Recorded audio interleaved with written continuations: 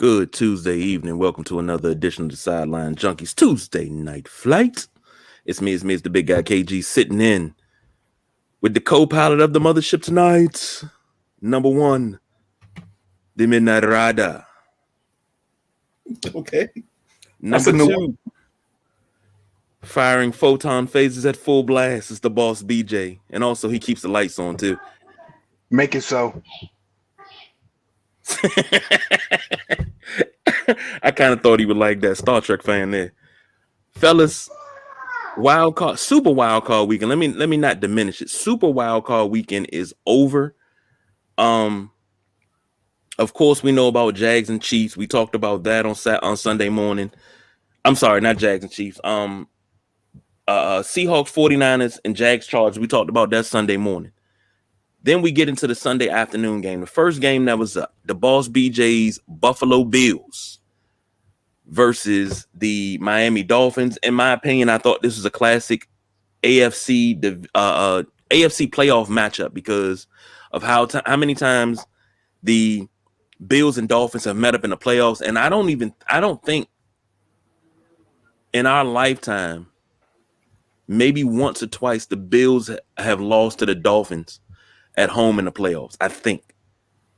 But I would have to do check on that. But the Bills pull it out by the skin of their collective teeth, 34-31.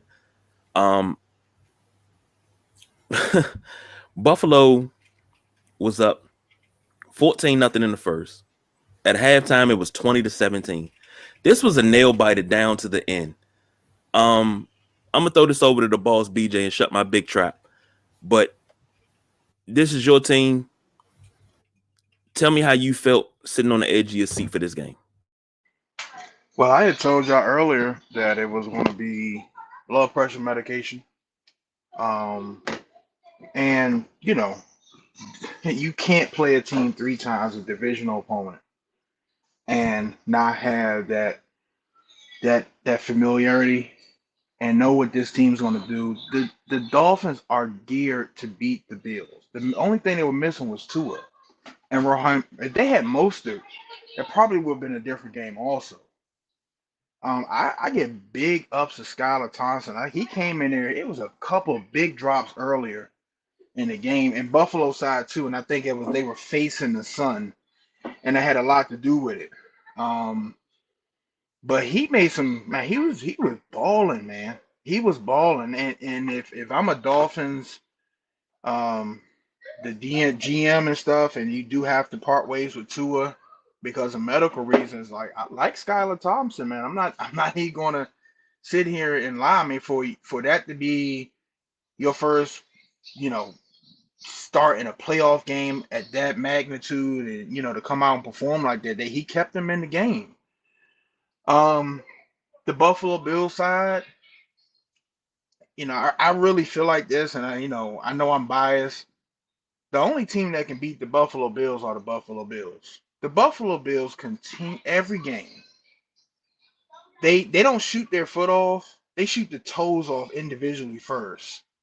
They keep making mistakes after mistakes after miscues after miscues. We know that it's a couple teams in this league that can blink twice and it's 21 points on the board. Buffalo's one of those teams. Kansas City, Cincinnati, Philadelphia. Um, these teams can score points in a hurry. And there was a couple times that, Buffalo um, had a chance to kind of open the game up. I forgot our receiver's name, but Josh Allen went deep to him and he dropped the ball. I forgot his name. But they had their chances. But give Miami props. They stayed in the game. They kept making plays. Defensively, they kept getting to Josh Allen.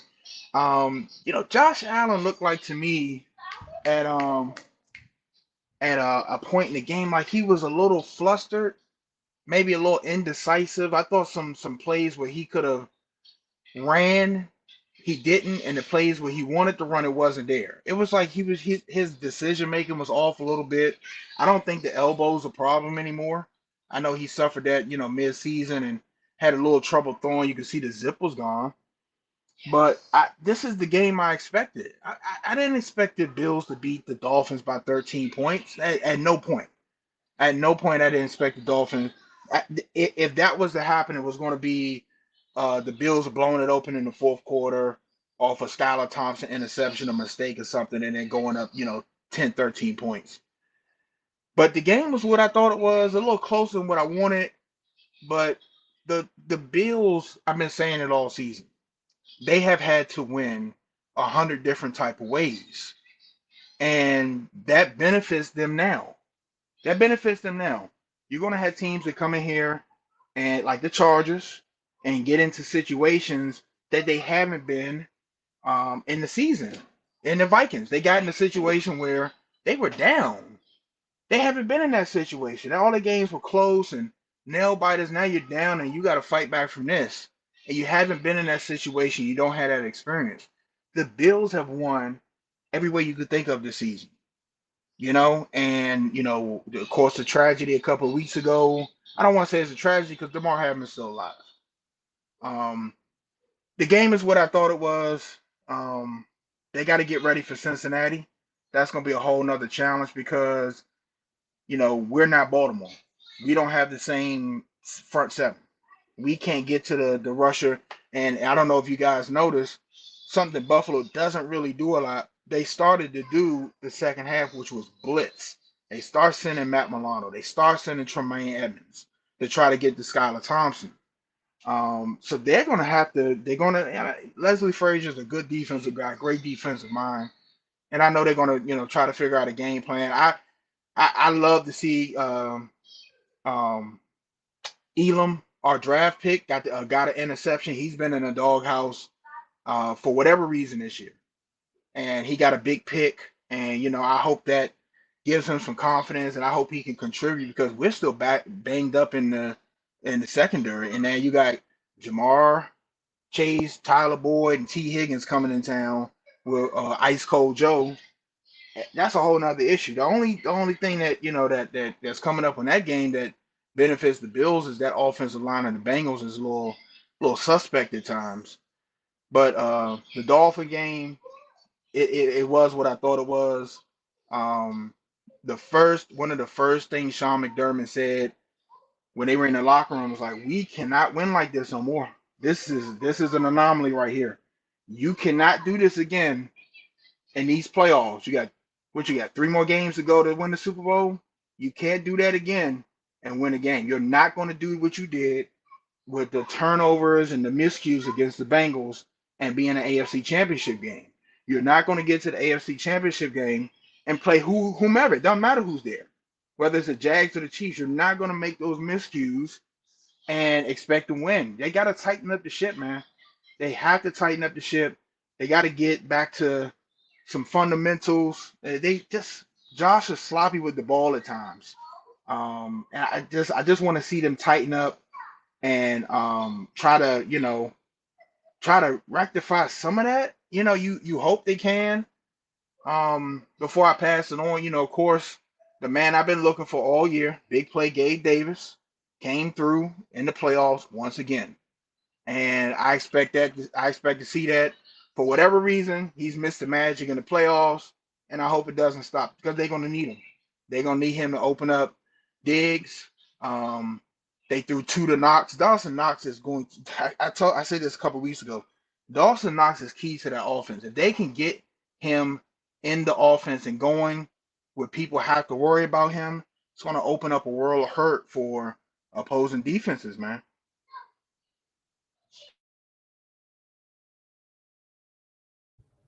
Midnight Ride? Yeah, I think this is the only way the Dolphins could have made this a ball game. You get the interception, you get the fumble recovery. They had the 2 drops early.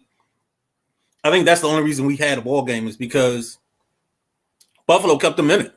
So it wasn't really a situation for Miami. Like I don't think Skylar Thompson did anything spectacular. I just think he manned the ship and he just didn't make the big mistake. And Buffalo just kept making mistakes the whole time, which kept them in the ball game. Next week it's going to be interesting. That's the thing. But I was always worried about Buffalo having some kind of emotional letdown because the high was so high Saturday after I just lost the kid's name. DeMar Hamlin. Yeah. After the kids stopped by the facility, I thought they would have a letdown because of that. Yeah, and then it was media reports that he was going to be at the game, and he had tweeted that. Can you guys hear me? Yeah, I hear you. Okay. It was media reports saying that he was supposed to be at the game, this, that, and the other, and he had to tweet saying that he was at home. You're good. Resting. Okay. I think I'm behind. I might have to leave. I think I'm behind. Y'all keep going. I'm gonna leave and come back in. So I'm behind. I don't think it was you, B. I think Midnight Rider might be a little behind. I think he might be laggy. His gerbils might not be working tonight. All right, mic check. You can hear me? Yeah. Okay. Well, I was saying DeMar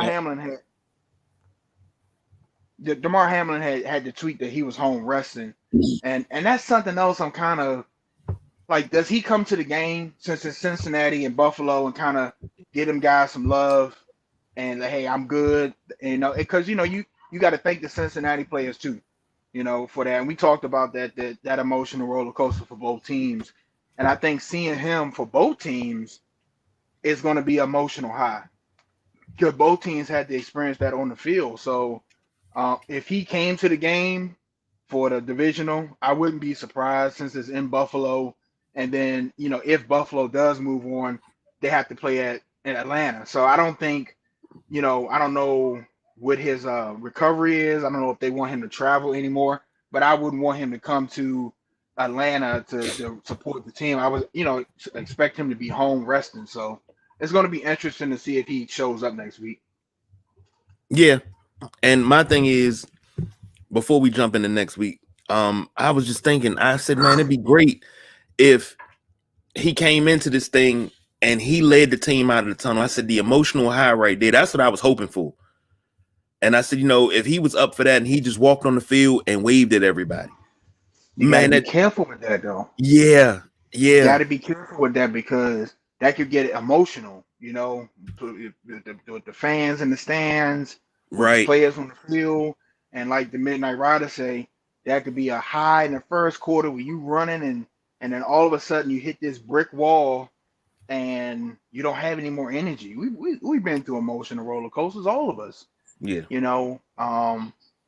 So you got to be careful with that. And I wouldn't be surprised if the Bills, tell him to stay home. Let's stay home and rest, kind of for his own good and their own good, for right now. I think they've been through a lot with that. And they probably, it's still in the back of their minds that you had another scene like that. We'll get to that game, but you had another scene like that in the Tampa Bay Dallas game last night. So it's not a good look for the NFL. You had two of them scenes over the last 2 weeks. Yeah. And stat wise, you said something about Gabe Davis. 6 catches, 113 yards, and a touchdown. Now, he's not your number one. Stephon Diggs is. Stephon Diggs, 7 catches, 114. Like, I think y'all got, oh man, I don't want to put that burden on them. But if they keep going this way, and what's the other kid? You got Gabe Davis, Stephon Diggs. What's the other receiver? God, I can't think of y'all third. His name is slipping. Give me a second. I'll find his name. I don't know why. I got his name on the tip of my tongue, and I want to call him something else. And is it McKenzie? McKenzie. Nah, that's not the one. That's not the one that dropped the ball. The one they've been going to lately. Because McKenzie ain't really been playing. You got John Brown, Cole Beasley been in there, and then it's Khalil Shakir. That's who dropped the ball. Okay. They've been going to him a lot. And Beasley made some a big play. So they got some weapons. It's like they just they got to fine tune some stuff and work on. They just got to tighten up, man. They got to tighten up and be mindful. They know how to play. They've been in these situations. It's not like we're not talking about a team that had to one of the best divisional games in NFL history last year. They got blown out in the AFC Championship game last year, with Stephon Diggs is still on the field watching. They've been in these situations. So right now, to me, they're just playing sloppy. Mm-hmm. I don't know if it's big head, like we're Buffalo. We're gonna, we're gonna come in here and whip this stick. No, you got it. We talk about this all the time. Playoff football is different. Ask the Vikings. Mm. we now see that was a great segue because we get ready to get to the Vikings. But what I was gonna say about your receiving core, with your Gabe Davis and your Stephon Diggs, don't crucify me for this. But if they keep going the way they're going with, I see you shaking your head already. If they keep going the way they're going with Josh Allen, who's already been anointed by Jim Kelly, Stephon Diggs, Gabe Davis, and you get yourself a solid slack corner, you may have kind of sort of a K-gun offense that's explosive all over again, because Stephon Diggs is going to be your Andre Reed, because he can stretch the field just like Andre Reed. I see a lot of Andre Reed and Stephon Diggs, and I love it. Big Andre Reed fan to be, clear. Gabe Davis can be your James Lofton. Then you need somebody that's like a Don Beebe, not scared to go across the middle and get bounced Cole on his Beasley. head. Yeah, That's Cole Beasley. but he has to stay healthy. And he's fine because he's not playing, he's not playing starter snaps. He's coming in a situational ball. So is John Brown and McKenzie. They still got all these weapons. Khalil Shakir. They got weapons. Like, look, when this offense is rolling, nobody can beat this team. Josh Allen can throw it anywhere on the field at any time, at any angle, running away or towards. He can him, Patrick Mahomes, they can make these throws at a flick of the wrist. Mhm. That's not the issue. The issue is sloppy ball. Like Midnight Rider said, Buffalo kept them in that game. And the same thing I said, the Buffalo Bills made that a game. And like I said, I give Skylar Thompson big props because he did his thing. Like Midnight Rider said, he didn't make the big mistake, but he made some big throws, and he also missed a lot of Tyreek Hill and Waddle, because a couple times Tre'Davious White was on Waddle, he got smoked, and Thompson's checking that thing down. If he had chucked it, sometimes with them type of receivers, sometimes you just gotta chuck it and see. That Waddle and Hill, step by step, can't. Nobody on the Bills is. It maybe Elam, the one we just drafted. He might have a little wheels. He might be able to keep up with him a little bit, but nobody else in our secondary is keeping up with those guys step for step. Sometimes you just got to chuck it and let them guys try to, hey, I'm going to out throw you, but the Bills aren't going to catch this ball. Let's see if you can get to it. Then you got, if you do that a couple times, now let's see whatever corner you did that to, they coming back huffing and puffing. You go, you bring some, and that's when you start working on that corner. Oh, you tired? All right, now cover this slant. Cover this slant, cover this, cover that. When you start tired, that's when you get tired. That's when you start making mistakes. That's when you miss tackles. That's when you trying to read something and you're a little off. Just it's a wear down tactic, just like running the ball. But Buffalo won. And I'm still high on blood pressure, and that's still coming down. I'm hoping it's down by Sunday. And you talk about Waddle and Tyreek Hill, something that the late great Len Dawson said about Otis Taylor. He said, I thought I overthrew him one time, but I forgot about that other speed that he had.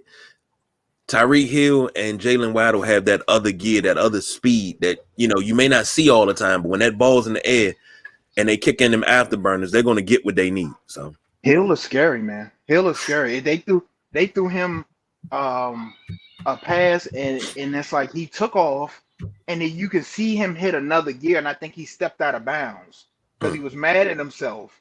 And I'm just looking at the TV. I'm like, he was about to be gone. Just little thing. That's how the Chiefs got that touchdown. All it takes is for him to get the ball, and he like an old Chevy. He got three speed transmission. 1, 2, 3. and we going 120. That's it. It is no 8. It is no pretty electronic 8 shifts. Nice and quiet. You don't feel the shifts. These are hard shifts. Gone. Goodbye. And it's the dude is scary, and Buffalo's going to have to deal with that. That's going to be a fight for the division. That the Bills are not just going to walk away with this division. And that's for another show. But they got a fight on their hands with Miami. 3 speeds gone. Well, no, go, gone, and goodbye. That's your 3 speeds. Moving over to I'm leaving. Now this has got to be the upset of the weekend. I think, because if we pull out our bingo cards, who had Minnesota losing this game in the fashion that they lost it in? Now, if you had them losing it, it was going to come down to the wire. It was going to be a shootout, 12-13 to 10 or something like that. Something, just a shootout that got your heart pounding. But who thought that Minnesota would lose this game 31-24? They had to convert a 4th and 8, and they got short of the sticks.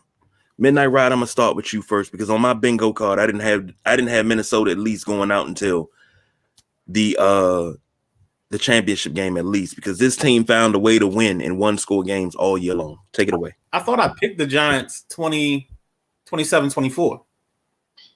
I picked the Giants too. Yeah, I believe you both did. And I said, and I was like, And then I told you that Daniel Jones was going to have a day, and you said, and I said, trust me, because I've watched this team all year, and Daniel Jones has been the guy. He's been the person making this work, and it's all because they kept it simple. And when you run Saquon and then get everything going, everything else falls into place. And their defense is designed to create chaos. They lead the league in free hitters to the quarterback. So it's just ridiculous how he schemes up a blitz and everybody's covered. So that's the thing for me. It's crazy how you put 6 people up, 5 come, and one of those 5 are free. And I think that's influence. If you look at that last pass by Kirk, Watkins was influenced heavily, or the heavy influence on him throwing short of the sticks. He just didn't have time. So that's what I think happened Sunday.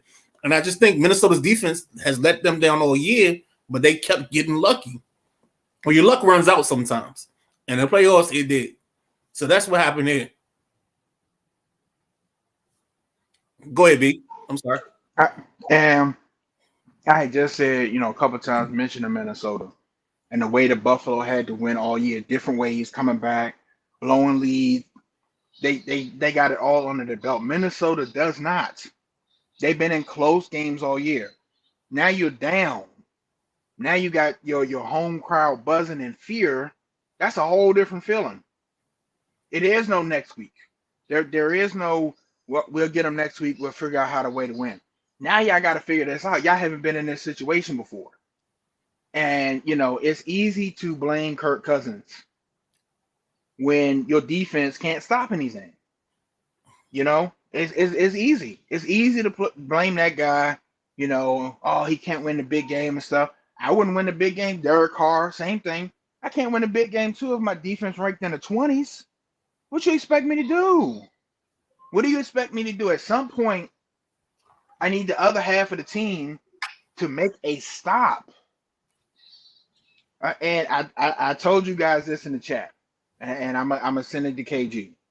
I'm watching this game, and I'm watching Daniel Jones, and I said, "Damn, this shit looks familiar." And I couldn't piece it together. The plays, everything. I'm like, I just couldn't piece it together until about the end of the game. I think it was the end of the game when Daboll ran out to the field, and then it clicked. I said, "Oh shit, that's right. He was the Buffalo offensive coordinator. He ran Daniel Jones just like he was doing Josh Allen last year." And it was a point in the game. They showed Minnesota's defensive line, and they had their hands on their hips, tired, trying to chase Daniel Jones. And that's what I'm saying.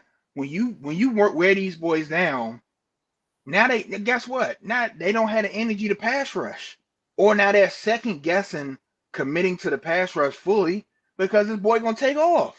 It's such a 1-2-3 punch. Then if you hold Danny Dimes in the pocket, now he throwing strikes. And you getting killed all types of ways. You got to pick your poison. And if you watch Miami's defense yesterday, a lot of the reason why I know I got on Josh Allen a little bit, but a lot of the reason why he didn't run because they had a spy on him for most of the game. And one of them safeties was spotted. I forgot who. I think it was number 22. Every time Josh Allen stepped up, he was right with him. Like you're not gonna run. You're not gonna hurdle anybody today. You're not gonna load. You're not gonna do any of that today. You're gonna throw that ball. We're gonna take that poison. We feel like we can cover Diggs and Gabe Davis, but you're not running all over the place. The Vikings wasn't ready for that. It's like they didn't prepare for you. They didn't know Danny Jones could run.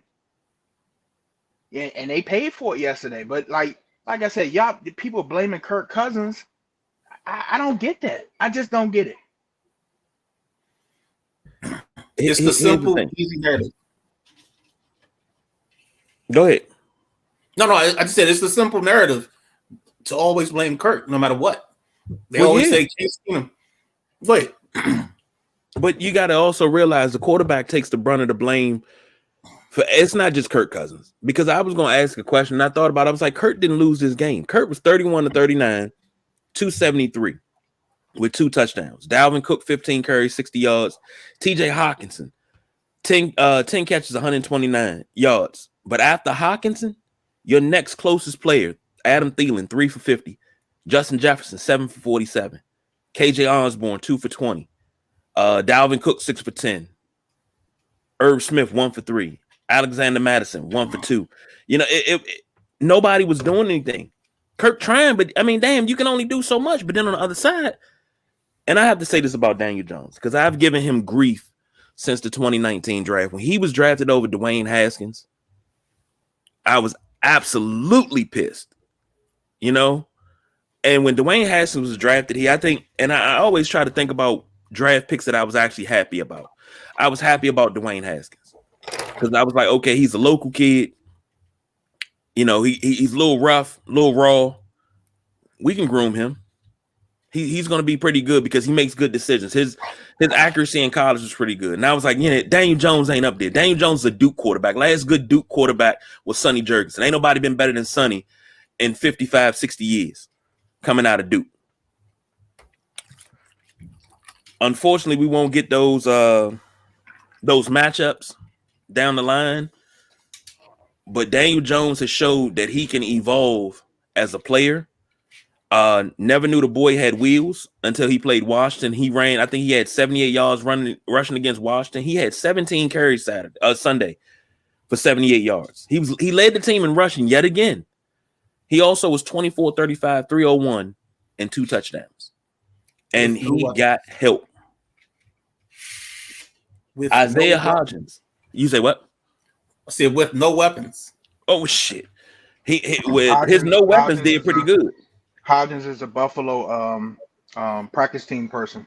When Dayball left, he took some of the Buffalo guys with him. He got like 6, I think it was. They said. Yep. I think the 6 players they brought, because also the GM is a Buffalo guy. I want to say. Yep.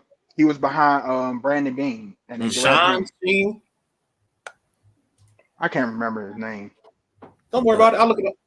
Hodgins 8 catches, 105. Darius Slayton 4 for 88. Saquon had 5 for 56. Even Jalen Smith, who I always felt was a bust after leaving Dallas, I felt he was a bust because I watched a lot of film on him, and he was just out of place all the time. When he was in Dallas, those last couple of seasons, he was out of place. When he was with the Packers for a little while, he was out of place, but he seemed to found a home in New York. He had 7 tackles. Because he gets to attack the line of scrimmage. There's a difference. He's dragging that leg that got messed up versus Ohio State back when he was at Notre Dame. When they played in that Tostitos Bowl. When he tore his knee up, he was never going to be the same player. And all they've done now, instead of making him go sideline to sideline, he's coming more downhill at people. And that's his forte for now. With that knee that he has. So honestly, this is the best system for him. And hopefully he's smart enough to stay here and try not to go somewhere else. Because if he goes somewhere else, he'll get exposed again. I can agree with that. But the Giants, it's just like, wow. And I don't think I can be the only one that when that end of that game, I just kind of sat there shocked, like, what the fuck? But hey, the Giants win. The late game on Sunday. It's Joe Stone. Okay, yep. This is what happens. I say this all the time. I'm gonna throw up one day saying it so much. When you get somebody offensively, defensively, that knows what your team can do, and you're not forcing your philosophy on them. Your philosophy doesn't matter if you don't have the pieces and tools to run what you run. Maybe you ran something successful at another team, but you get somewhere else and you got different tools. You can't do the same work. You go out to work on your car and you don't have the right tools, you're not getting the job done. And it's just that simple. These teams can hire and fire these offensive coordinators and defensive coordinators and coaches. And some of these coaches and coordinators are deserving of it because they never change their style to the team they have. And I think Brian Daboll has done a great job of figuring out all season. I don't think he knew exactly when he came in. I think he understood what he had, but trying to find that formula, I think he found that formula against the Vikings. And I think that the Eagles better sit up on their seat. You know how you losing in Madden, you got to sit up a little bit and play getting serious.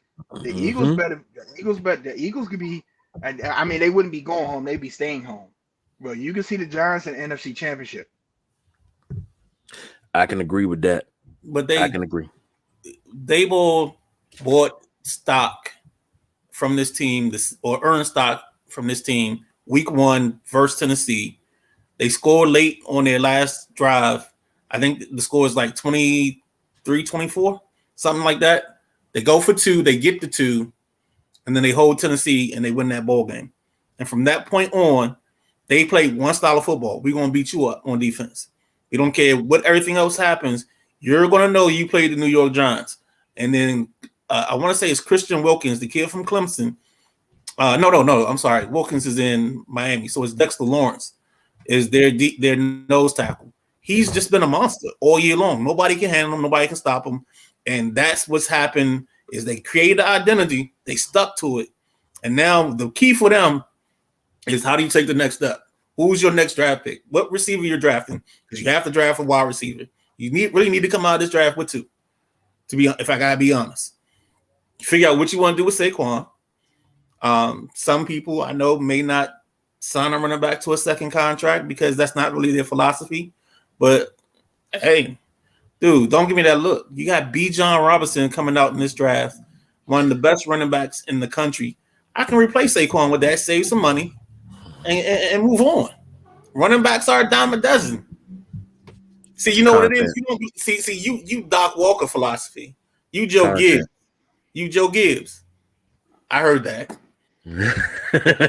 Because y'all have a different philosophy. Some money. You're gonna have to save some money somewhere. Cause Daniel Jones, Shanahan's over here. Yeah, Daniel Jones, you're gonna have to pay that boy. Well, they didn't even pick up the option. Say again. They didn't pick up Daniel Jones' 50 option. Right. So now you gotta pay him. Yeah, but all you had to do was pick up the option and say, let's see how next season goes. And then you could sign Saquon. What does GM do? A good GM has to prepare for the future. Right. A good GM has to think down the line. Even if you pick up the 5th-year option, if he balls out next week and beats the Eagles, okay, his stock is going to just keep going up. If they make it, even if he doesn't beat the Eagles and he has another big game and they're in that game, his stock is still high. So yeah, you could pick up the 5th-year option, but like it's too late. It's too late. It's too late. You have to pick up at the end of what is it, November? Year 3 or 4, you have to pick up the 5th option in that off season. Yeah. So they have to pay. Yeah. So now, like you said, don't get me wrong, Saquon's playing out of his mind, but can you afford to tie that money up in a running back? Look at Dallas. Yeah, Regardless, Zeke got that money and he fell all the way off. But here's the only equalizer in this, and we talked about it, I think on our last Tuesday show, is TV money comes in next year because they got to redo all the deals. That's the option. So that salary cap number may go up 50 million just off of TV deals. But now, y'all talk about paying a lot of money to Saquon, and I get how y'all feel about running backs. That's y'all philosophy, and I understand it 100%. It's not like I'm scratching my head, but you can't. You have to. Saquon has to be a self-aware man. He has to know, baby. SOS, School of Shanahan. He has to know. I can't command $128 million in this market, but if I stay here, we're building something.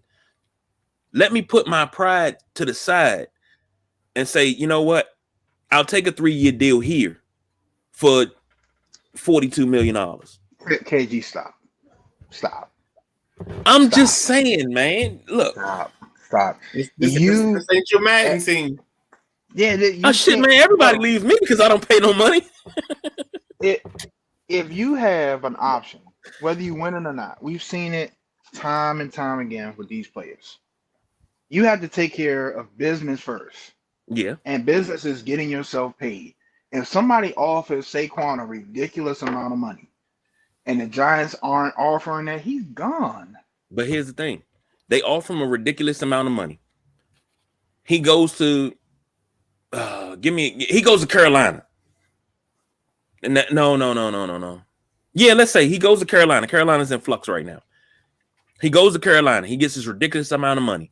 Let's say they give him ballpark figure $212 million for 6 years.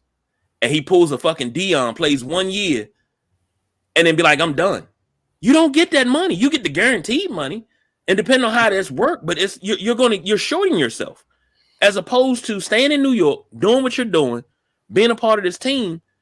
And I'm wrong because I've never had a whole bunch of money. But I play the game for the ring. I want the ring. That's the whole point of playing. Not for me to get paid. I want the ring. If I got a chance to get a ring, I want the ring because that's something you can't take away from me.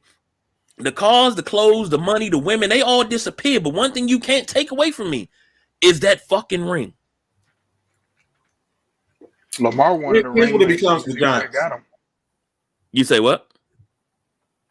My bad, Midnight Rider. No, you good. You good. No, I just want to say Lamar wanted a ring. You see where that got him?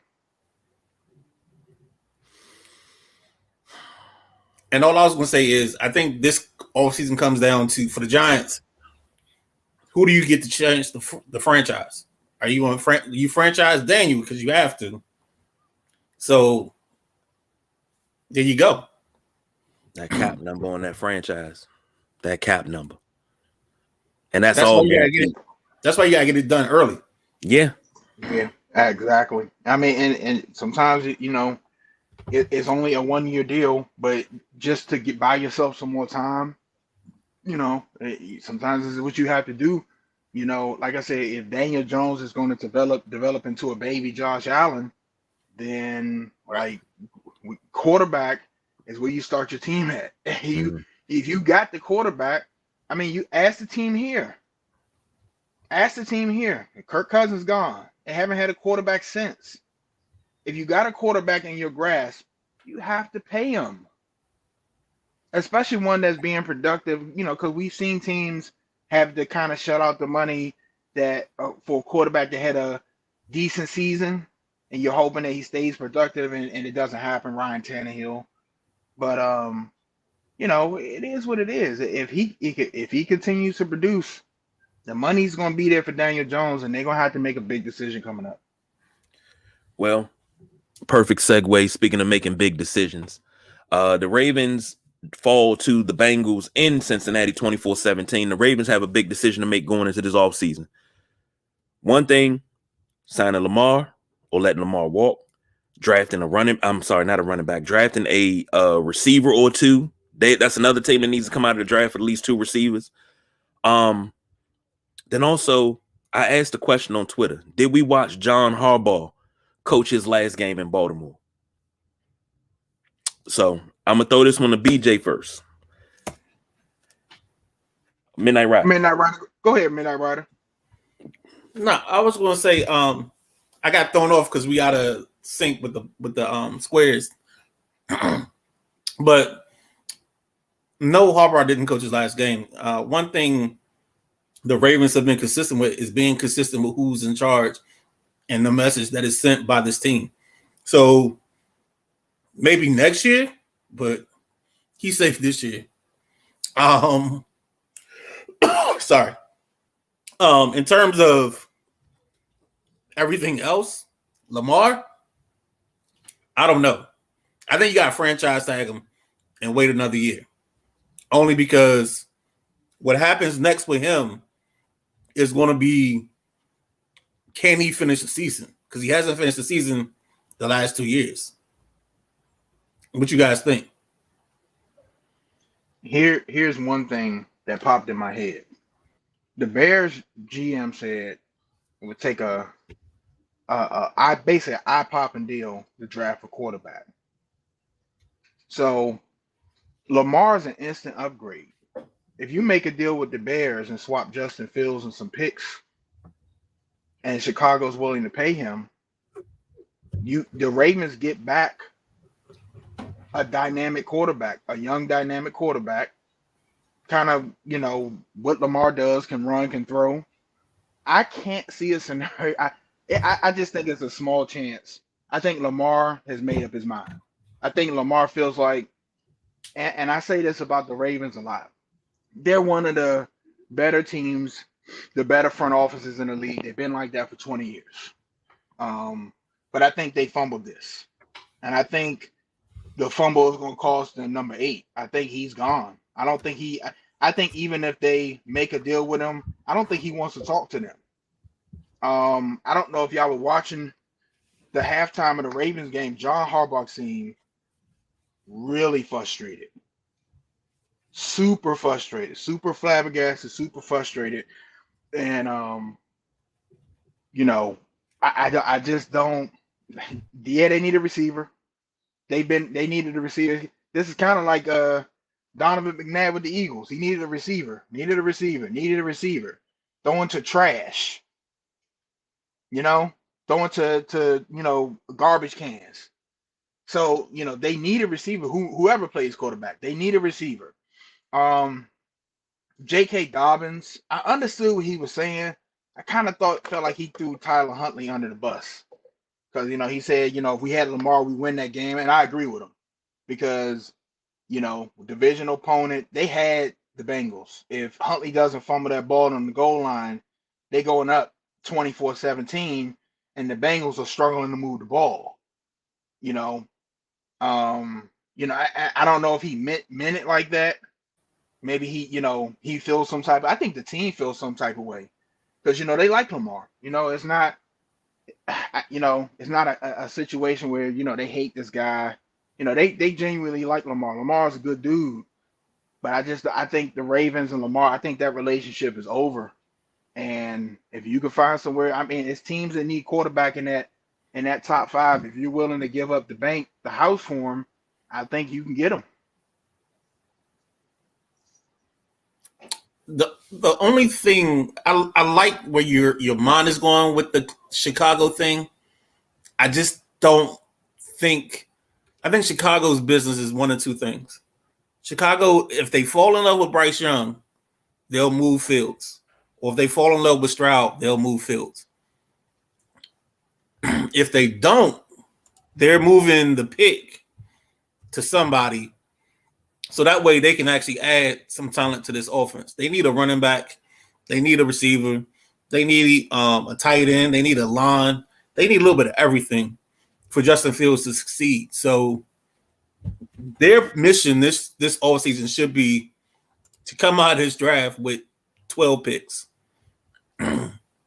13 picks, somewhere in that neighborhood, so you can replenish the talent all over this roster because you need it big time. You just gave up Smith. You just gave up the receiver that's in the Rams. God, I can't think of his name now. Allen Robinson. So you need talent. It's amazing how quick quarterbacks develop once you throw a good receiver on the outside. See Josh Allen. Yeah, absolutely, absolutely. And it's like I said, you get a guy back, and like I said, Lamar's issue is, can he play the whole year? You know, and this is a fantasy trade in my head, but why go get Stroud when you got a known commodity in Lamar Jackson? Lamar Jackson with the Bears team, how many games they win? Three? Yeah. Three? I think he instantly takes them to a 9 to 10 win team with what they got right now. That ain't With got what it they right got.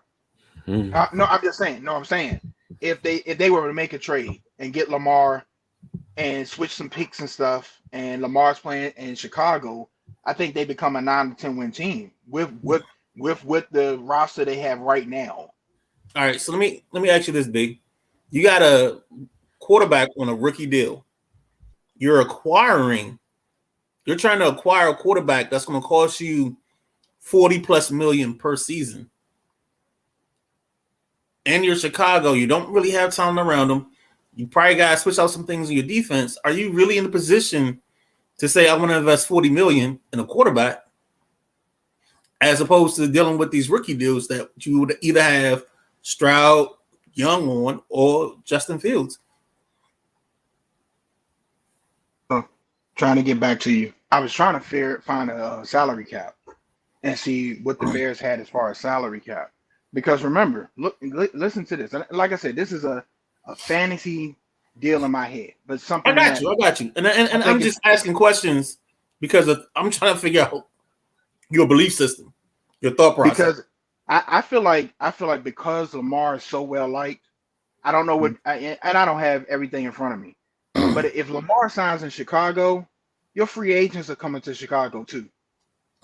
So you have to figure out if there's something you want to do as a Bears GM, you have to figure out, all right, do I just want to build young, get these rookie contracts in here, and have this 3 to 4 year process where we possibly could be on top of the division, or do I want to do what Jacksonville just did and go get guys now and win now? Do I want to do what the Rams did, go get guys now and be a threat now? Because you can get the pieces.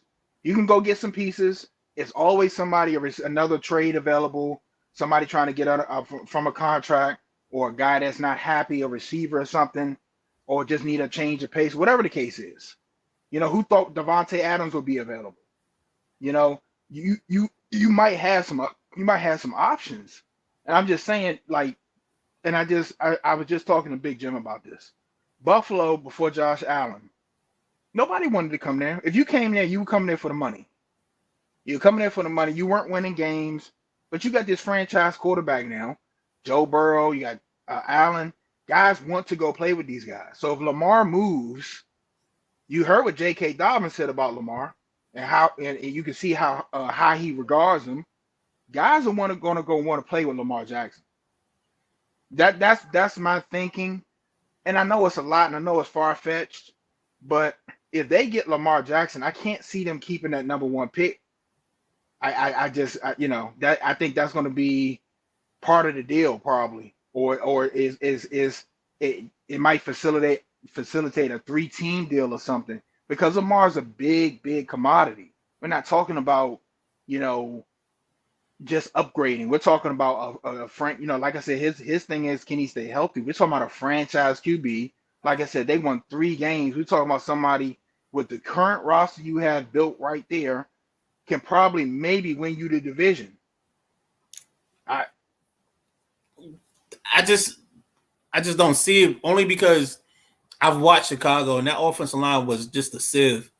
And they basically, if you had put 5 turnstiles out there, Metro style, they'd have done a better job of blocking than what this line did for him. And then in terms of the trade, when I think of trades, and this is why I asked you the question,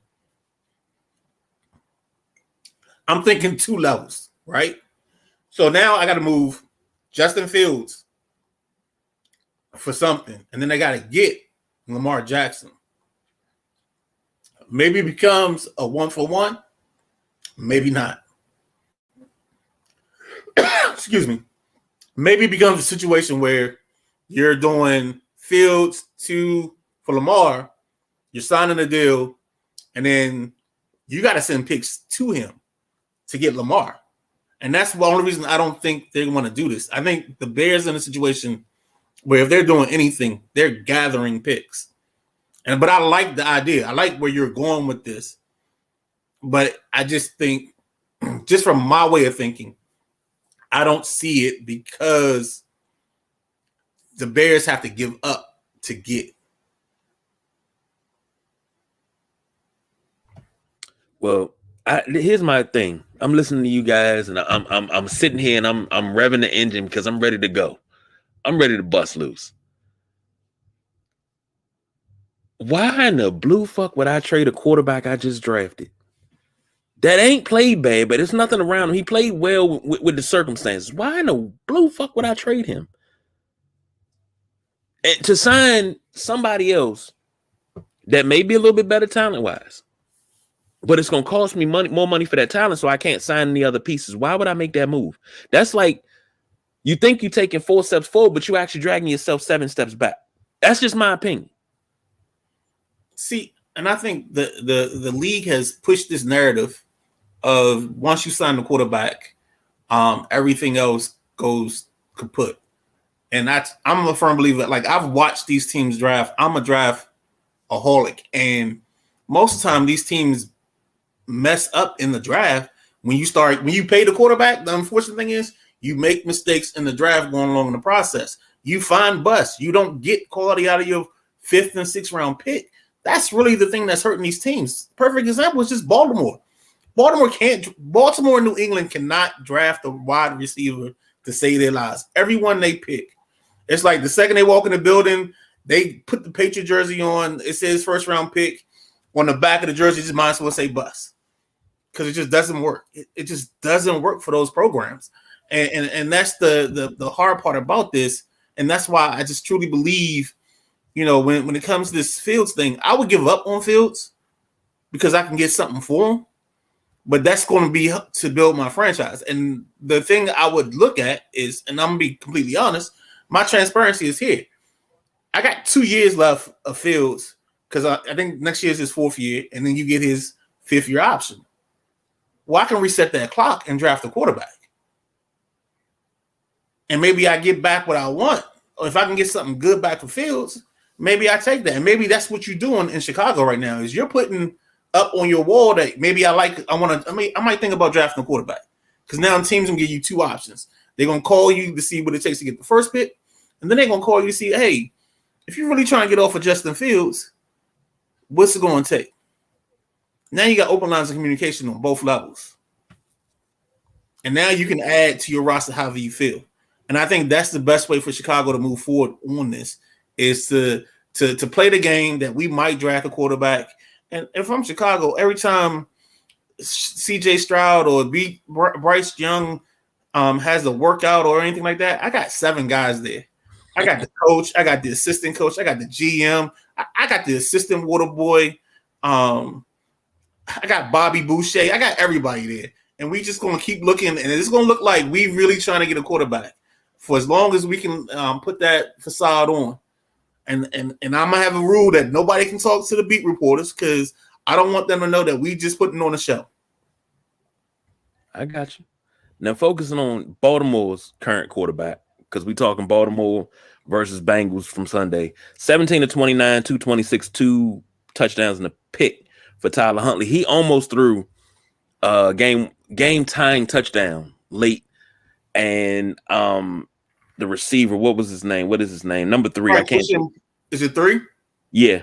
Christian Porsche went SMU right off the fingertips. Almost had it. For Joe Burrow, 23 of 32, 209 and a touchdown. They have no run production. 11 carries from Joe Mixon, 39 yards. Samaje Perine, 2 carries for 3 yards. Joe Burrow, 5 for 9. They don't have a run production, but to win a game like this, I guess you didn't need it.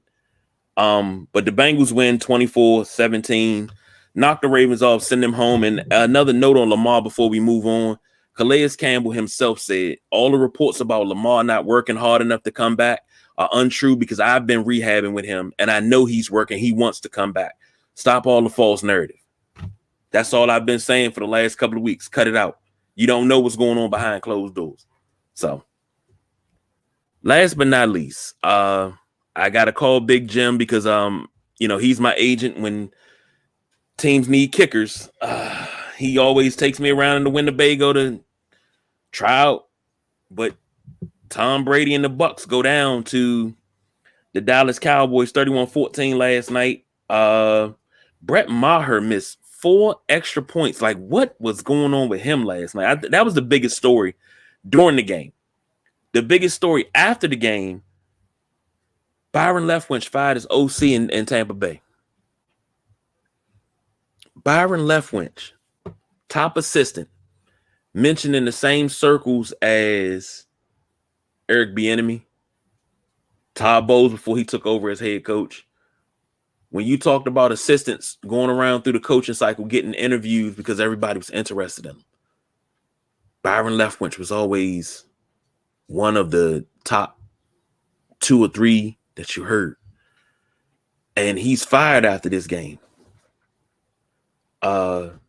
Let's talk about the Buccaneers first, gentlemen.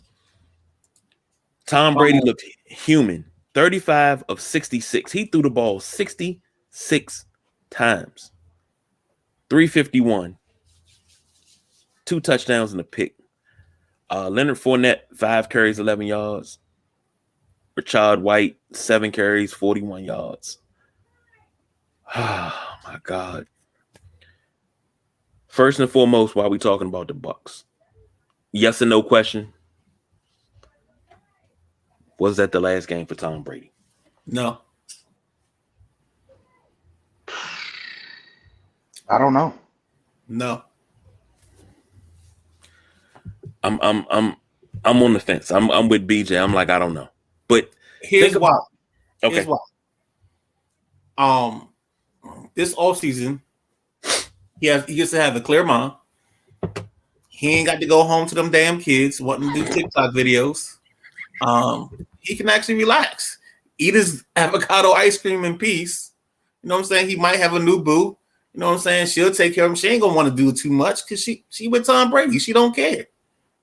The other thing is, this is the first time he actually gets to become a free agent. So I think there's something in that's involved in that's going to appeal to him. He could maybe end up in Vegas like he wanted to beforehand, or end up in Miami like he wanted to beforehand, or end up in Tennessee. 3 places he can end up. And I think all 3 places, you play with your old teammate Mike Vrabel. That ain't bad. You play in Miami. And then you play in Vegas. With your old OC. Adams? Come on. He's the belle of the ball in this situation. Instead of him being Prince Charming, he's the Cinderella. And everybody's trying to figure out if they can put the shoe on his foot. Yeah. But Cinderella asked the question. I don't remember all that. Yeah, she asked the question. She said, what do I do when I get to the ball? Oh, okay. Prince Charming said most likely gag. But go ahead, BJ. Here's the thing. Byron Leftwich was a scapegoat. Because if you watched that game yesterday, I don't know if Tom Brady was hurt or whatever, but it was a lot of balls that were in the dirt. There was a lot of balls that were inaccurate. So that wasn't Byron Leftwich. There was a lot of things that were uncharacteristic of Tom Brady last night. He was missing a lot of receivers. So I don't know why Byron Leftwich got fired over that. I think they were just looking for an excuse to fire him, I guess. But here's the thing, for the first time in a long time, I don't see, even if Tom Brady continues his career, I don't see whatever team he goes to, I don't see them doing anything. If he goes to the Raiders, they're going to be the Raiders. They're going to finish second or third in the AFC West. He goes to Tennessee. I already told you. I think I got Jacksonville winning that next year. And if he comes to Miami, Miami probably would be the better choice for him because of the weapons. He still got a cannon. You got Waddle, and we just talked about Hill, Waddle, and Mostert. That probably would be the better option. But then you got to play Buffalo. You got to get through that. So, look, wherever he goes, it's going to be. I think it's going to be the Tom Brady you saw last night. I don't think it's going to be Tom Terrific we've seen over the last 20 something years. Well, kind gentlemen, I will beg to differ with you, because if you go with Tom Brady in Las Vegas, he's got Josh Jacobs, he's got Darren Waller, he's got Devontae Adams, he's got Renfro. All the Raiders have to do is put some form of a defense together and make it work. And what you do with Tom is you sign him to a 2-year deal where the second year is basically got option. 2, you send him to Tennessee. He's got Derrick Henry as his running back, probably the best running back he's ever played with. Then you add in Treylon Burks, the wide receiver they got from Arkansas, who was hurt this year, most of his rookie season, but he's now going to year 2. That light bulb goes on, and if Tennessee is smart, Tennessee drafts another wide receiver, and this draft is full of them. All you do is close your eyes, and if there's a kid from Ohio State, you draft him. And if there's not a kid from Ohio State, you take what's left or what's next available. I haven't gone into my draft breakdown yet, but I already know that. Number 3 was the last team was Miami. I mean, you got Mike McDaniel, and hopefully the only problem you would have with that is Tom's older than Mike McDaniel. And would Tom be able to either adjust to McDaniel and allow McDaniel to coach him? Because this team has Hill and Waddle. And then you also have, again, a decent running game that can get you by. So, and a defense that's going to be much better next year when you get a full season of Bradley Chubb. So I don't see a situation where they may not win the division, but they'll definitely get in the playoffs and they'll be dangerous. I'll say it that way. If he goes to the Raiders, they're going to put up 34 points a game, and they're going to get smashed by the Chiefs. It's going to be 54-34 because they have no defense in Oakland, and Derek Carr got scapegoated for that. You go to Tennessee, you have to deal with Jacksonville. Tennessee, I praise Tennessee's defense up and down the field. That might be, and I'm thinking about what you said, Derrick Henry would take a load off of Tom Brady because you can't ask Tom Brady to throw 50 and 60 times. It's not. I really think he was tired last night. I really do. You saw some of those balls just go right in the dirt, short of the receivers. I think he was tired, man. I think he got Father Time might be catching up a little bit. I don't know what it is. And then, like I said, Miami, Miami got a really good team. They got really good defense. They got weapons. I think that would be the better, because you know what you got. You got two proven wide receivers. You have a proven defense. That can stay with the best right now, the best team in the division. And then you're chucking it to Tyreek Hill and Waddle. So yeah, for me, I wouldn't go to the Raiders. I wouldn't. I mean, unless they make some type of defensive improvement, like major defense improvements. Nobody's beating Kansas City over there. Nobody. I don't care who they get. I don't care if they get Tom Brady and call Steve Young to back him up. They're not beating Kansas City. They're just not. Denver's not beating Kansas City. Who's the other team in the West? Who am I missing? The Chargers. The Chargers. It's gonna be the Chargers and the Chiefs. And I say, the Chargers. But I picked them to win the division next year. So I don't have to. I got the Broncos having another top 10 pick next year. Sorry, Delonte. And then the Raiders, like I said, they're gonna be one of those teams. They got to play on all cylinders. They can beat anybody. But how often do you play mistake-free football for 17 games? It's not possible. And they can't play like that. Well, here's the thing with the Raiders. Just last thing. I'm sorry, KG. The Raiders can't pick worse than they have picked the last 3 years. They can't. Because if you look at their picks, 80% of them aren't even on the roster anymore. Like, I watched Tanner Muse play for the Seahawks this week. He was their 3rd round pick. I think Trayvon Mullins is in Dallas. He was a 1st round pick. Alex Leatherwood. They got 3 sacks out of their 1st round defensive end pick from Cleveland Mullen or Cleveland, whatever his name is. It don't matter because he stinks. He should have never been drafted that high. But it's just one of those situations where the Raiders were mismanaged because John Gruden was taking the picks and not listening to Mike Mayock. I'm completely convinced that he didn't give Mayock any kind of voice, because I've heard him talk bad about the players they drafted, so I know it wasn't on Mayock. So as long as they draft well, they're fine. But let's kind of transition, because we got to talk about Tampa versus Dallas, because Dallas actually did something last night where they actually played ball, and that was good. So let's go to that. Let's talk about that part of it. Well, you read my mind. Dak Prescott, 25 of 33, 305, 4 TDs. Tony Pollard led the team in rushing, 15 carries, 77 yards. Dalton Schultz, 7 catches, 95 yards. CeeDee Lamb, 4 catches, 68 yards, and a touchdown. Dalton Schultz had 2 touchdowns as well. Dak was throwing guys open last night. He was finding guys in the zone. It seemed like no matter what Tampa Bay called, no matter what they did, they always were a step or 2 or 6 late all night long. The only downfall for Dallas this game was Brett Maher. I don't know why he was kicking. First, he pulled the first 3. No, the first 2 went to the right. Then he knuckleballed 1 to the left. And I'm like, what in the fuck did you do, buddy? What did you do? He hit 1 extra point all night long. I don't understand it.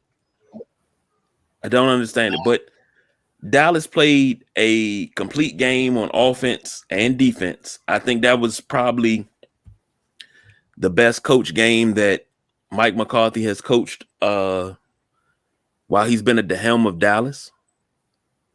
This is not the team we saw a week prior here in D.C., Orlando, I should say.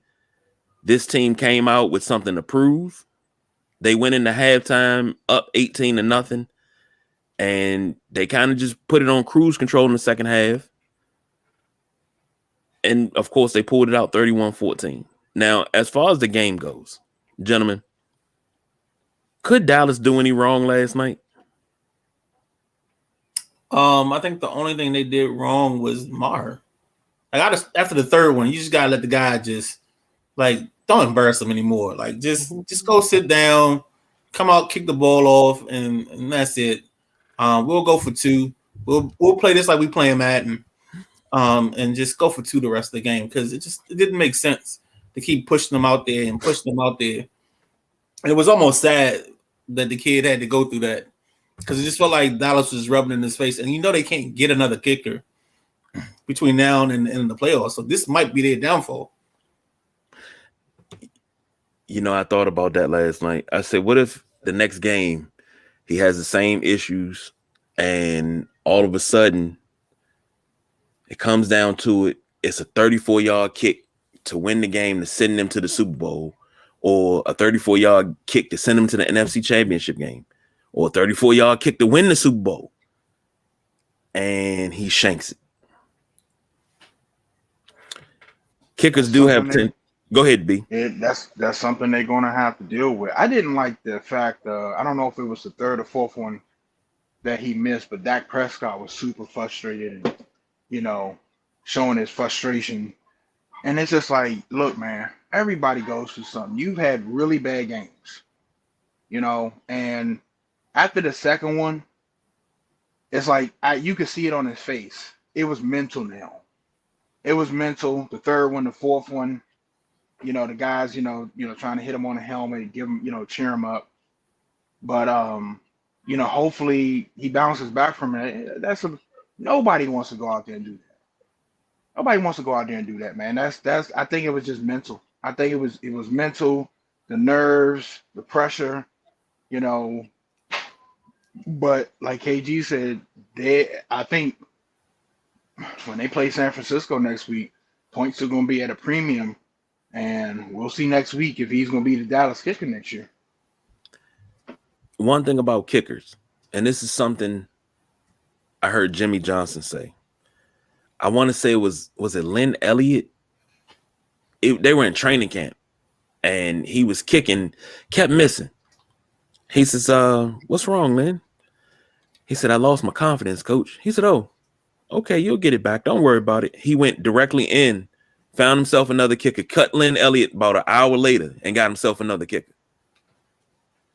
If that was possible, and I was thinking about that, I said, damn, if that was possible, they would have cut him before the end of the game last night. And they would have, but see, that whole frustration from that,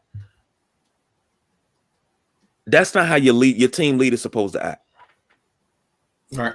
You've had games where you brain farted and fucked up the church's money. The game in Washington.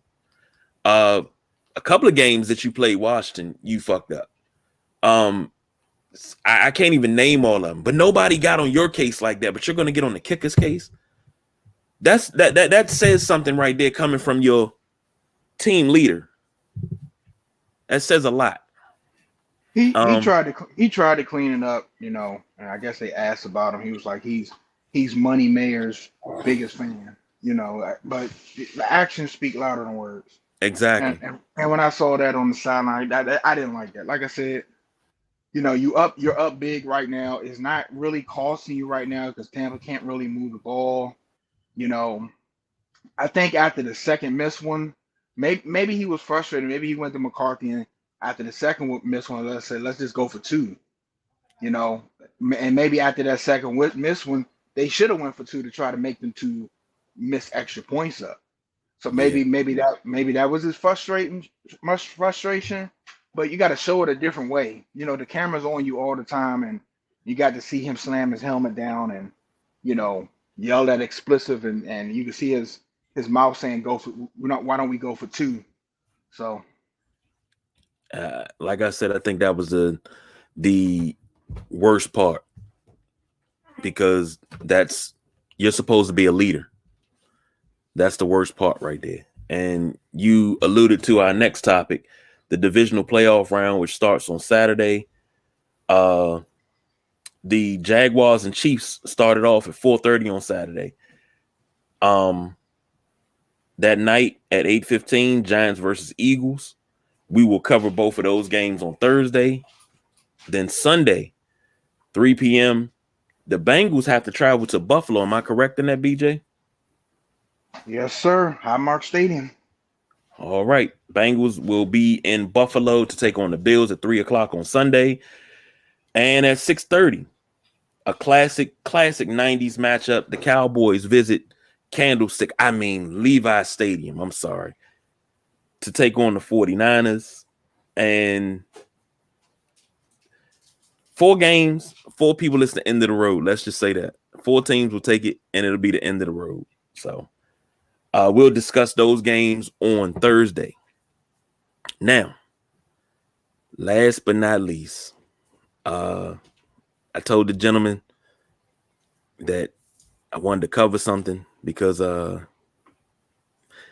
KG's got beef.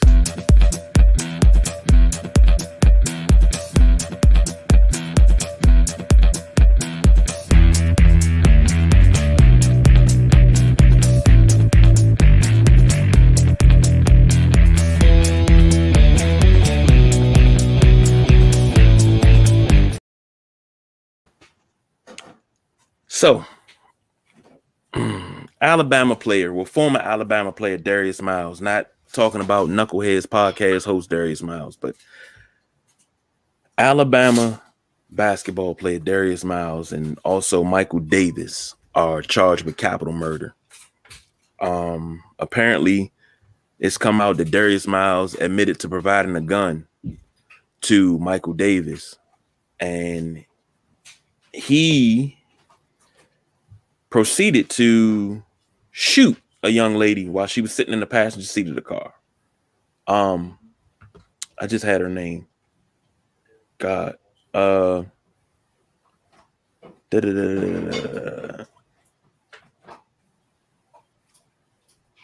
Jamia Harris, mother of, I think they said she had a 5-year-old, shot. Now, allegedly, the cause for the shooting was because she didn't want to talk to them or talk to him. And this right here is becoming a trend. Most people don't see it if you don't look at it, but it's becoming a trend where men are getting upset because women don't want to talk to them, and they're lashing out and committing violent crimes, shooting women in the head because, oh, she don't want to be with me, so I'm gonna kill you. As the father of girls, and BJ, I know you have girls as well. As a man, you cannot act like that. You cannot run around in this world and get mad because somebody don't want to talk to you. If you're gonna act like a bitch, you should be treated like one. I just got to look for my wife. I can't say that. But that right there, that's a senseless shooting. And we're at the point at this time in our society where we have to say enough is enough. And it's not just the violence against women. It's the violence against everybody. You know, we got to say enough is enough. Like, this woman lost her life. This is a mother. A child will never see their mother again because of somebody being butthurt over something that was probably small and trivial. When are we going to do better? And I say we as a people, when are we going to do better? And both Darius Miles and Michael Davis are both charged with capital murder, and they're being held without bond. I don't care if Darius Miles just provided the gun. Slim, why would you even let your mans go out like that? Instead of everybody running around talking about free my mans, he ain't do nothing. Why don't you talk to your mans and say, hey, don't do that? Keep him out of trouble from the first point so you don't have to yell out free my mans. Oh, we gonna scream free you till they free you. Nah. Obviously, he did something wrong. Leave his ass locked the fuck up. When are you gonna start taking responsibility and accountability and uplifting your folks and saying, hey, don't do that? I'm not giving you no gun to go shoot no woman, man. What's wrong? You would have had to knuckle up with me right then and there. How soft are you? Brother, you make some valid points. Unfortunately, we would have to create another email, another podcast account to tackle those issues, because that's a conversation that can go on forever. And, you know, I think we all see, you know, as older men, older black men, that, you know, the generation underneath us is wired different. And, you know, it's just, you notice things, you know, I don't know. I don't know. I don't think it's one thing you can point your finger on and be like, okay, it's that. I think it's a slew of things. And I think one of them is, um, a lot of them expect things to be instant, you know, and I think social media did that. Fame, success, you know, not working for things, not having to do things. You know, that's one of the contributing factors, I think. But you know, I've seen this a lot. A lot of people don't take rejection well, and it's gotten worse and worse over the years. And like KG said, at no point, you know, you get rejected by somebody that gives you a right to take their life. So it's just a sad situation. Um, Especially I feel for the family. I feel for the child. You know, it's nothing more you could say. You know, I'm tired of saying thoughts and prayers, because it's, you know, it's obviously not working. Um, I don't know how to tackle it, man. I'm gonna be honest with you. I don't know how to tackle it. Um, I really don't. And I've said for quite some time, we've had these conversations off air. So, but I thought that needed to be said, that needed to be addressed. And it's a rough subject, especially as the father of girls. You know, So I don't know how to. I don't know how to proceed with it. Let's just say that. But let's wrap this thing up. Final thoughts, gentlemen, before we roll up out of here. Let's get some predictions for this weekend. What y'all think of the games this weekend? Nah, let's hold that. That's content, baby. It's content. Oh, okay, my bad. Well, I mean, if we want to talk about anything, since this is the throwdown, we gotta stay local and talk about Georgetown seeking number 29. I mean, John, I just want to know. It's in the atmosphere, man. Y'all hold this shit the fuck over. Spit my soda out, boy. I mean, we had 28. BJ, if you interested, if 29 happens on my page, as always, we do what the new tradition is to take the number of losses. So let's say this is 29, and we take a football player or any kind of sports player that wears the number of losses we're at for Georgetown. So like this week we're at 28. So of course Daryl Green, Curtis Martin, that were mentioned by the public. You know what I'm saying? I can go old school. Shout out to Tom Hurst, second baseman for the St. Louis Cardinals. So that's just the things that we're doing now. So 29, get your 29s ready. You know, it's a lot of guys. You know, somebody already tried to throw Eric Dickerson out there. So, and then there was a concern because my cousin Eric was like, well, once we get to 99, what are we going to do with the 100 straight? You know what I'm saying? And I was like, we could just start at double zeros and go double zeros. You know, 1 would be Warren Moon.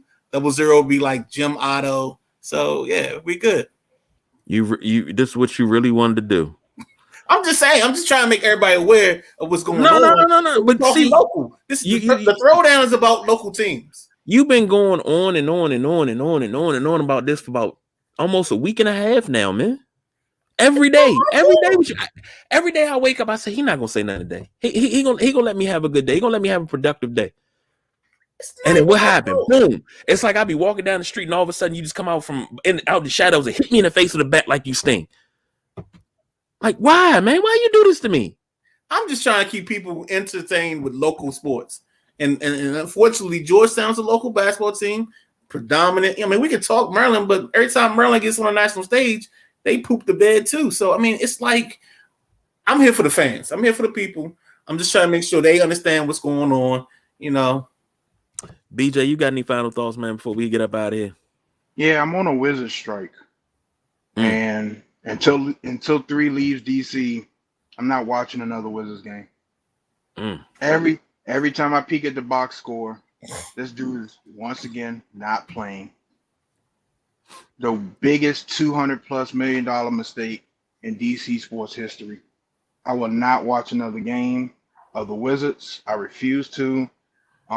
With that being said, big shout out to Kuzma and Porzingis. I see them doing their things, but I just can't support this team with this guy. And you sent me something in Instagram with John Wall talking about that 16-17 team. They would have beat the Cavs and stuff. And I think that's John's problem. I think that's Bill's problem. And I said it before, they walk around like they accomplished something. And they haven't busted an egg in this league, especially not Bill. So that's all I got, man. So can I follow up on that? Absolutely. I heard an article. I saw an article. So maybe it was my coworker that was telling me about it, where he said that John Wall reached out to Brad Beal because I guess Brad Beal had the power. He had the juice. And Bill was like, are we running this back? Wall was like, are we running this back? And Bill was like, I don't know. And they're saying that basically Bill was, I guess, the constructor or the reason why Wall didn't come back. And that's why they moved on and made that deal with, I guess it was Houston at the time. Yeah. So yeah, absolutely. What are your thoughts on that? I mean, I want both of y'all thoughts because I know you guys aren't Bill guys. I agree 100%. And I've been said that, he has too much power on his team for had not to accomplish anything in this league. The power he has is the power he's willing at the Wizards, and I say he holds them hostage. He does is the same power LeBron James has. How can you have that power and you haven't accomplished anything? But this is a franchise that is so scared to lose talent that they're willing to do anything when you get a good mediocre player, because that's what he is. I said at best, this dude is a great number 2, a good number 3 on like a Philadelphia or something, where you got Harden and Embiid. He's a beta male. That's what Bradley Beal is. And look, he can play ball. I'm not going to take that away. I'm not going to sit here and say he's a bum. He can play ball, but he's not a franchise guy. And I just cannot understand why the Wizards are letting Bradley Beal control his franchise. And as long as he does, this will be a 12th place team. They will never win anything under a Bradley Beal led team. It's not going to happen. Well, for me, to see John, I didn't think John Wall, and I said this on air. You can go back and listen to the shows. And BJ was like, yeah, it's possible. I was like, nah, John Wall leaving out of DC ain't happening because he got a trade kicker and they got to pay all this money, and they made it happen. They made it happen. And I always thought that John Wall wasn't the problem. Not even saying Bradley Beal was the problem. I just needed them to play together. Like how many games? I think they only played 82 games together. Mm-hmm. 82 games in 4 years? That's not enough. But it always seems to happen like that in DC. It happened like that with Chris Webber and Juwan Howard. Chris Webber stayed hurt. Juwan Howard was ineffective. Rod Strickland had to carry that team. Then when they all got together and they played the majority of the games, they went on a run. They made it to the playoffs. Unfortunately, it was a late run, so you were the 8th seed, so you had to play Chicago. You should have built off of that. The runs that John Wall and Bradley Beal did have, they never built off of them. Were they a good team? Yeah, they were a really good team. Very exciting to watch. Everything. But they haven't done anything. But saying that you was going to beat the 17 Cavaliers. I said that because I'd say that BJ need a laugh, and I was going to make him laugh. And that's the issue. That was their issue when they were here. They were so big headed, and it's like at a point he was like, you would have thought these guys went to Game 7 of NBA Finals and were a legitimate threat in the league, and they're not. They never were. They called themselves the best backcourt in the league. And they for a minute they were. For a minute they were a threat. But they were too inconsistent, missing the games, especially Bill. Like I said, Bill basically picking his own schedule. This guy's hurt every month. For the last 2 years, he's conveniently got hurt right before the trade deadline, and they couldn't move him. Yeah, last year was the risk. Yeah. You talked about wanting a ring and playing for a ring. That's not what Bill's playing for. He's playing for comfort.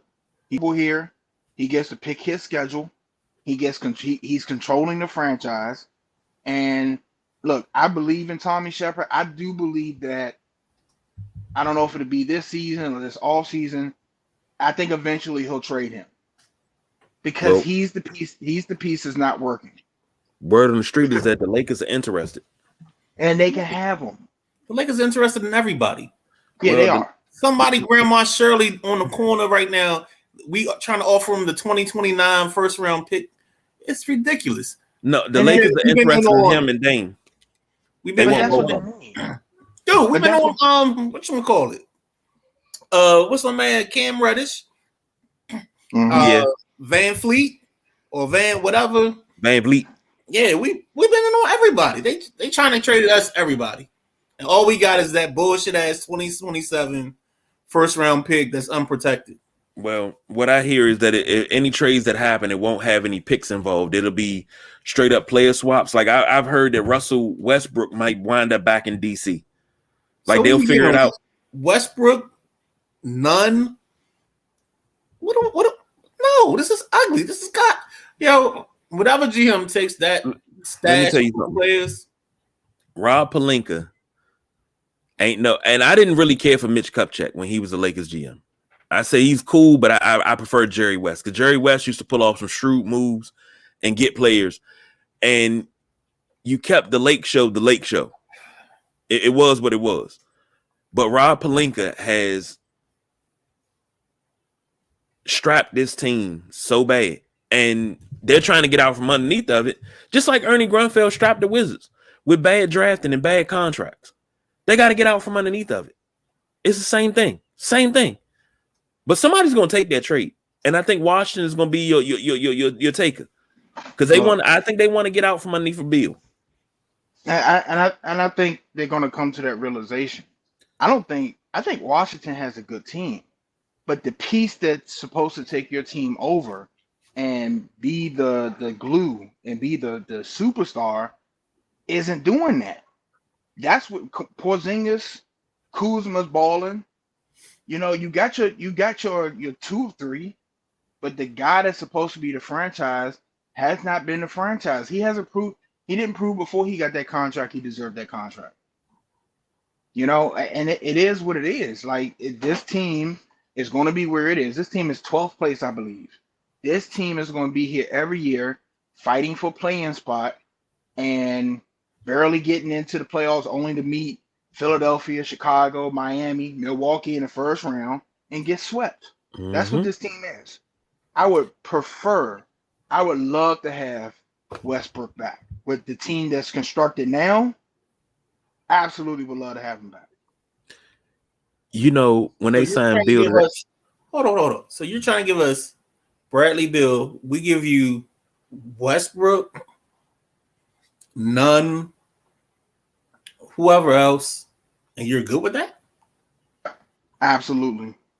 And I know the trade. I know the trade's not going to be that. Hold on.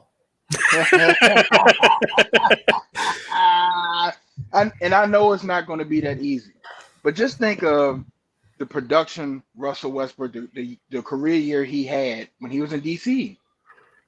And the thing is, this is why you can tell. And I know we're running over. This is how you tell whether you got a franchise play or not. Bill took a back seat to Russ when he came here. Bill went right back to number 2. Hey, Rob. Hey, we got a DC. I'm sorry, hold on. Look. If I think that unfortunately for the Wizards, they're going to be in a situation where I think Tommy Shepard's going to realize that if somebody's willing to take Bill, he can move them. But I thought he didn't afford no trade. He might have that in his clause, but I'm pretty sure something can get worked out. Okay. Yeah, something can get worked out. I think that's just the block. You trading him to Toronto or somewhere he doesn't want to go. But if you tell him LA, the Lakers, he's going to take that trade. He's going. Oh yeah, he's gone. He's gone. Or another contender, he's gone. He's gone. Yeah. But he needs to be the second or the third guy. He cannot be the number 1 guy. You know, right before he signed that contract, he went out. He tested free agency. And I loved it because I remember Bruce Allen did it to what's the middle linebacker, Zach Brown.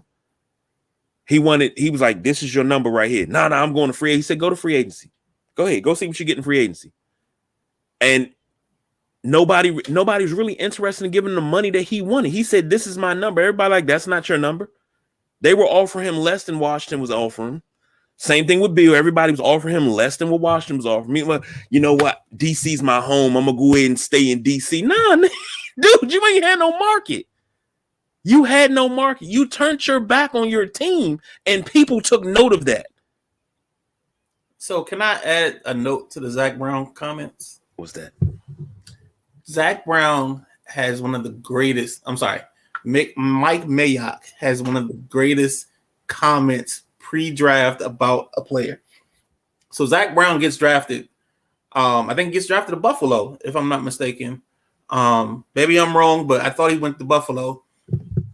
So Mike Mayock, of course, you know, they do the video vignette. And they come from the vignette, and Mike Mayock says, the one knock I've heard on this kid is he's allergic to contact. I have never forgotten that, but you can't be a middle linebacker and be allergic to contact. Now, I will give him credit. There's a play against the Cleveland Browns when RG3 was there, where he took RG3's soul and put it 20 yards down the field behind his body, and like the janitor and everybody else had to scoop it up and carry it back to RG3 just so he could run the next play. So, but Zach Brown, he was fast, but everything else, Other thing, my last point, and I'm done. Is there a notebook for us to put ideas down for future content? Always. So in the notebook, because now BJ made this, and you've kind of alluded to this topic. I want our doghouse Mount Rushmore. All time? All time. Whoo, you already know 2 of my 4, but all time doghouse Mount Rushmore. Okay. I need more than 4 spots though, but all right. Uh-oh. Huh? Yeah, I Scott, I get what you're saying, because I know people that hate RG3. I mean, unfortunately, what he went through, I'm sure he's in Lamar. Yeah, he was in Baltimore, wasn't he? Yeah, he was Lamar's mentor. Yeah, because I'm pretty sure he got an open line to Lamar. He's telling him like, look, don't do it. Don't do it. And I think Lamar was already on that. Hey, don't do it. Don't do it. Don't do it. Don't risk your career. They weren't willing. You saw his post. If they're not willing to, I don't know exactly what it said, but if they're not willing to, invest in you or whatever, it was something along that lines. So yeah, his messages are cryptic. That's all right, fellas. We gotta get out of here because we I know we can go for at least another hour.